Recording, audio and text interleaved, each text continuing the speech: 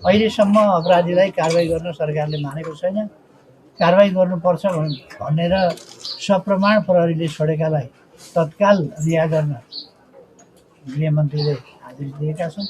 र अर्को सुशासनको मैले हिजो मात्रै पनि गृहमन्त्रीको एउटा अन्तर्वार्ता हेर्ने, उहाँको सभ्यता, उहाँको संस्कृति, उहाँको मनसाय, उहाँको आशय, उहाँको गन्तव्य, उहाँले गर्न खोजेका कुराहरू त्यसबाट देखिन्छ। र सरकार त्यसमा ती अभिव्यक्तिहरूमा सरकारको मनस्थिति, सरकारको उद्देश्य, सरकारको गन्तव्य गृहमन्त्रीको हिजोको अन्तर्वार्तामा संलग्न देखिन्छ।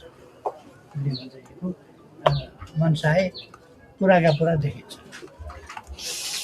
अर्थात् यो कुरा मनोभाव चाहिँ के कुरासँग देखिन्छ भने यो तोडफोड, लुटपाट, आगजनी